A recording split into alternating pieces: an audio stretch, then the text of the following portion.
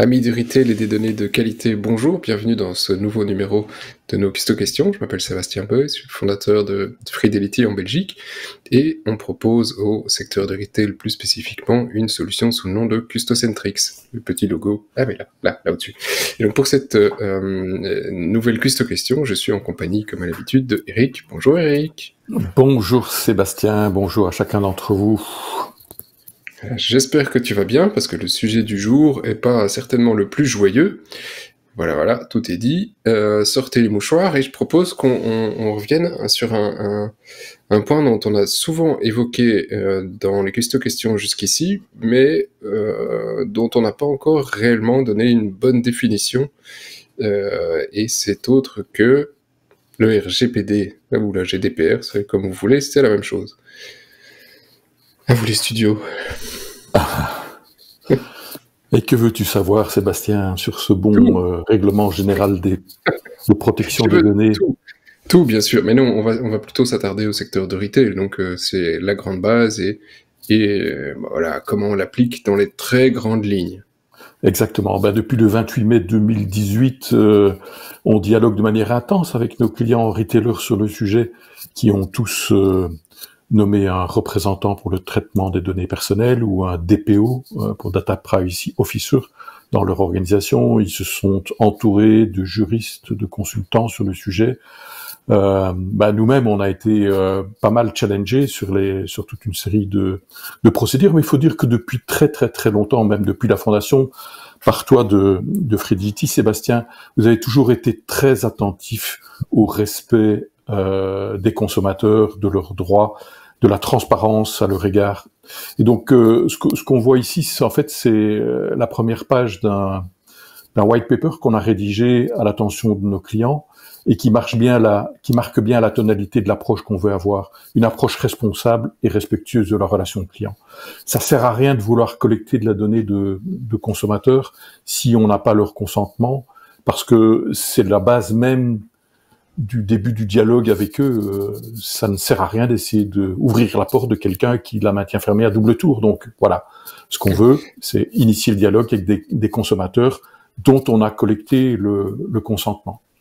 Si je peux t'interrompre là-dessus, effectivement, la GDPR, d'une certaine manière, ne fait qu'enfoncer un clou de ce que le marketing était censé faire depuis certaines années, ce qui existait dans pas mal de législations, mais d'une certaine manière, les consommateurs aujourd'hui s'engagent vis-à-vis d'une marque majoritairement s'il sait qu'elle est responsable et qu'elle respecte un certain nombre de critères, à ses fournisseurs, le travail, pas de travail avec les enfants, si on prend des marques. Il y a eu pas mal de discussions dans les technologies là-dessus. Et donc, voilà, au niveau de respect des datas, la GDPR impose d'une certaine manière ce respect, ce contrat entre le consommateur et la chaîne. Voilà. Exactement, mais bon, comme on introduit des nouveautés d'un point de vue juridique, ça c'est jamais très très très simple à prendre en œuvre. Et en fait, je vais te poser une question, Sébastien. Est-ce que tu as déjà lu l'ensemble des conditions qui étaient liées au dernier contrat d'assistance ou d'assurance auquel tu as souscrit? Oui, d'ailleurs, ça se voit assez facilement. Au CERN sous mes yeux. Toutes les nuits, je lis tous les contrats. Et en fait, c'est toujours écrit tellement petit que voilà, ça se voit. Hein. Je suis désolé. Voilà. Et je peux te poser une autre question. Il y a beaucoup des fournisseurs sur Internet qui ont modifié leurs conditions d'utilisation ces derniers temps. Ils t'ont envoyé un email en te disant qu'ils avaient modifié leurs conditions d'utilisation. Les meilleurs ont essayé de mettre en exergue là où ça avait modifié, mais bon, il faut aller. Et aucun d'entre nous n'a lu ces documents. Et c'est un peu ça, une des difficultés qu'on rencontre en règle générale quand on est sur un lieu de vente et qu'on veut collecter un consentement. Ceci dit, c'est bon de retourner sur les basiques, sur l'esprit de la réglementation, sur le caractère formel de ce qu'elle demande. Et donc, il y a 6 bases juridiques qui permettent la réalisation d'un traitement de données personnelles. On va mettre en exergue 2, le consentement parce que c'est celui que nous pratiquons et pour lequel nous invitons nos clients à pratiquer. Mais il y a un autre qui concerne l'intérêt légitime. Et en matière de marketing, c'est un usage qui est assez peu défini et fort discuté. Et sa caractéristique, c'est qu'il nécessite une forme de balance d'intérêt. Donc on peut pratiquer l'intérêt légitime, mais on doit avoir fait une analyse de la proportionnalité de ce qu'on essaye de faire au travers de l'intérêt légitime. Dans notre cas, c'est très clair, en ce qui concerne la relation entre un consommateur et Fredility, c'est le consentement. Et chez la plupart de nos clients, étant donné les méthodes qu'on a mis en place, la méthode ou la licité de la relation avec les consommateurs, c'est basé sur le consentement. Alors, quand on parle de consentement, Sébastien, il y a une série de règles qui ont été définies au niveau du GDPR et qui existaient déjà fondamentalement avant. La première chose, c'est qu'un consentement doit être libre, c'est-à-dire qu'il ne s'agit pas de mettre des contraintes quant au fait d'obtenir ou non ce consentement. Deuxième chose, c'est qu'il doit être spécifique, c'est-à-dire être précis. La troisième chose qui doit être éclairée, donc dans un langage compréhensible par tous, et avec une expression de la part du retailer qui est compréhensible par tout le monde. Et Dieu sait s'il y a de la diversité dans les populations de consommateurs qui fréquentent les différents points de vente qu'on accompagne dans leur démarche. Et la dernière chose, c'est qu'il doit être univoque, c'est-à-dire clair et sans équivoque sur le sujet. Et donc se pose la question de la traçabilité de ces consentements, Sébastien.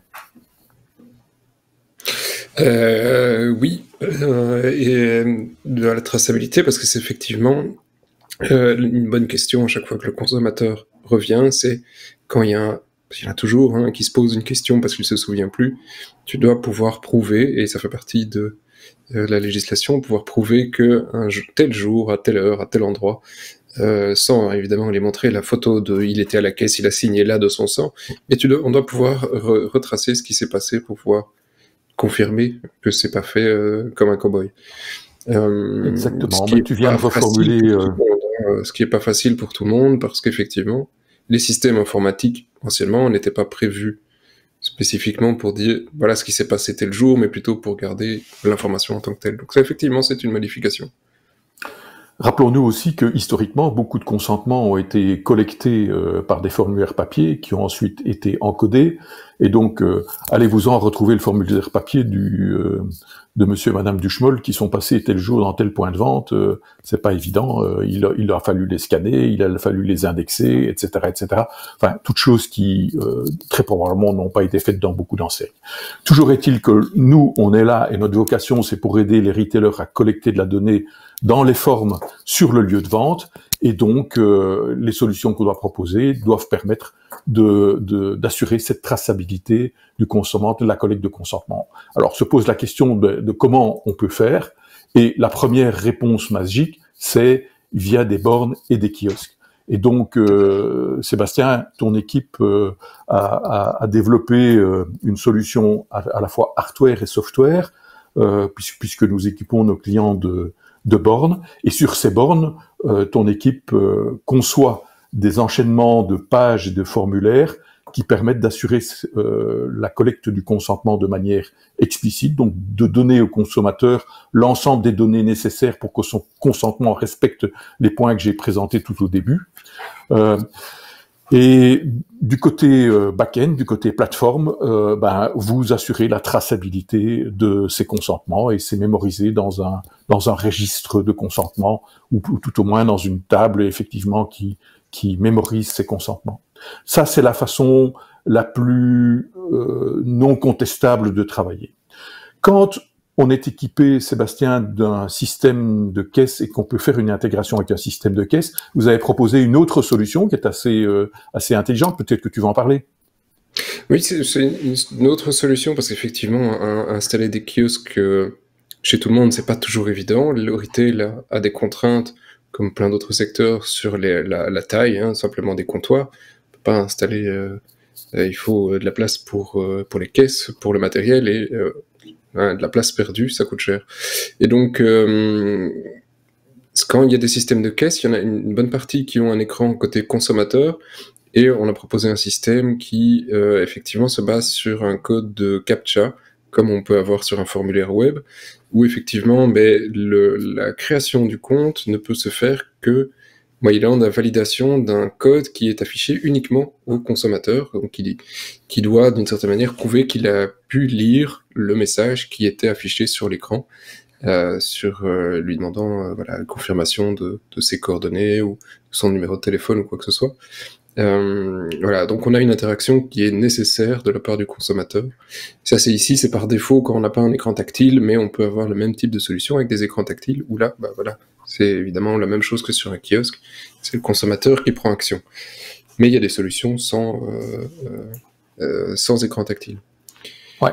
C'est assez indiscutable, hein, quand le consommateur, alors évidemment, il y a toujours une discussion possible, parce que le consommateur en tant que tel, il va voir le 8, il est dans un moment stressé, et il va juste dire le 8 sans avoir lu le texte. C'est pour ça qu'après, il y a d'autres points dont on revient dans les slides suivants, mais fondamentalement, l'information est là, et c'est pas écrit petit, c'est suffisamment lisible, et on doit pouvoir effectivement donner ce code. Mais il y a toujours un mais, parce que on est dans un environnement où les gens sont stressés et considèrent qu'ils n'ont pas toujours, ou ils ne se souviennent pas d'avoir toujours fait cette interaction au niveau du magasin. Ouais. Ici, sur l'exemple en question, c'est une collecte d'une adresse email et d'un numéro de mobile. On voit que vous avez un petit peu flouté, haché le contenu pour que quelqu'un qui soit à côté d'une personne qui donne son consentement ne le voit pas. Mais cette information, en fait, comme c'est pas un écran tactile, elle est donnée verbalement par le consommateur au caissier, qui l'encode via son système, qui est reflété côté haché du côté écran, et donc effectivement le 8 là est le code de validation qu'il doit restituer au caissier, et qui va te permettre, si j'ai bien compris, à toi Sébastien, de tracer dans ton système d'information ce moment clé qui est la confirmation du consentement. Le cas précis ici sur l'écran, c'est quelqu'un qui a déjà un consentement vis-à-vis de nous et qui rajoute un consentement vis-à-vis de la chaîne. Ouais. Donc on est sur un cas particulier, il y en a plein d'autres et tous les écrans différents. Donc voilà, si vous êtes intéressé, on peut toujours largement en discuter, mais voilà, ça c'est un des cas, et il y a des solutions pour tous les cas sur ce type de matériel. D'accord. Donc, on a parlé de deux premières méthodes qui sont assez formelles et qui permettent d'avoir une bonne traçabilité. Il y en existe d'autres. Donc, on a parlé des bornes manipulées par le consommateur. On a parlé de l'intégration avec le système de caisse, avec un écran tactile ou avec un écran non tactile. Il y a aussi, dans certains cas, des devices qui sont utilisés par une personne habilitée et qui sont manipulés pour compte du consommateur par la personne habilitée.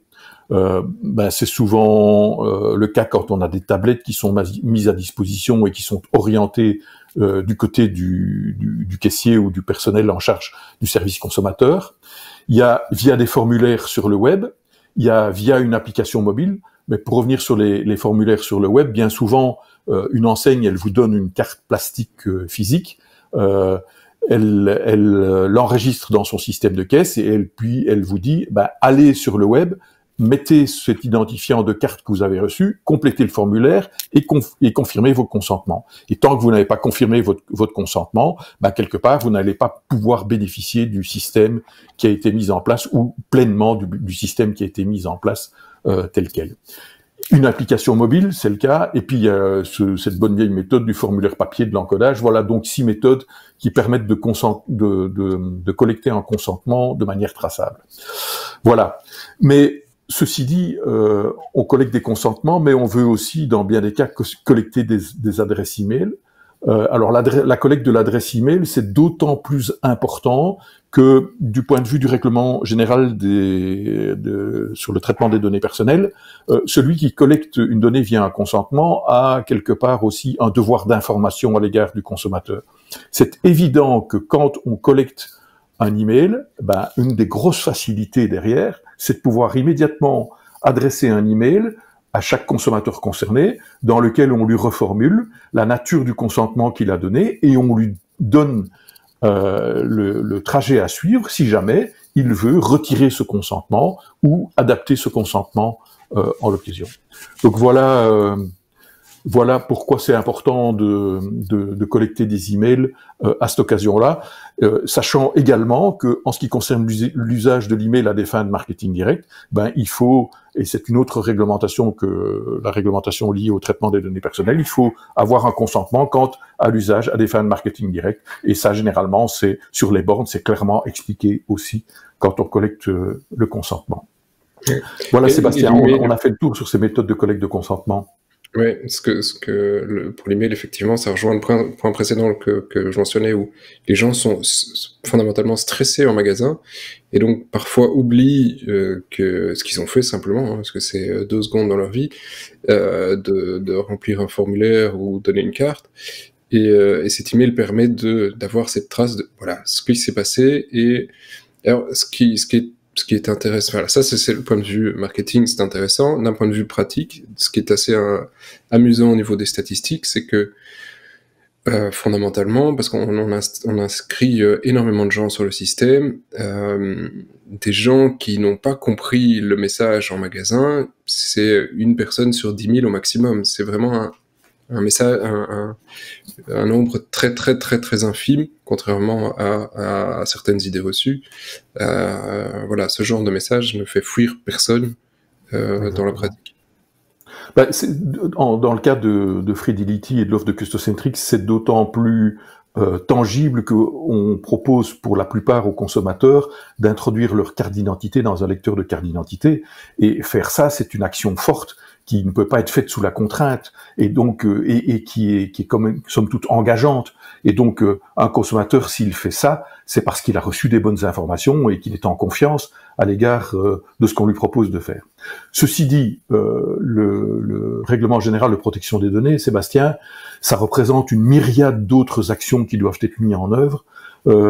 Sur le slide suivant, tu vas voir, c'est un nuage d'aspects qui sont à prendre en compte, et donc ça nécessite le recours à des spécialistes.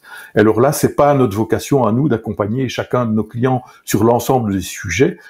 Les DPO, les Data Protection Officers chez nos clients, sont des gens qui se font former par des spécialistes sur le sujet, ou qui se font accompagner par des spécialistes, parce qu'il faut pouvoir prendre en compte plein d'aspects encore complémentaires à ce qu'on a dit. Et donc ça concerne le droit à l'information, le droit d'accès, le droit de rectification, le droit à l'oubli, le droit à la limitation du traitement, la portabilité, le registre des consentements, les analyses d'impact, le privacy by design et by default, etc., etc. On en ferait un paquet de questions si on devrait traiter de ces sujets-là. Voilà, notre temps est imparti, Sébastien. Oui, largement, hein. D'ailleurs, désolé pour le numéro un peu long, il est probablement un peu plus indigeste. On n'a pas tout vu sur la GDPR, c'est juste impossible. Il y a plein d'autres vidéos que vous pouvez trouver, que ce soit sur YouTube, sur LinkedIn, qui vous parleront de GDPR.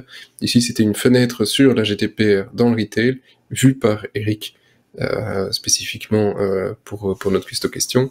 Merci Eric pour tes informations, ton savoir, et merci à tous de nous avoir suivis pour cette custo question. À très bientôt.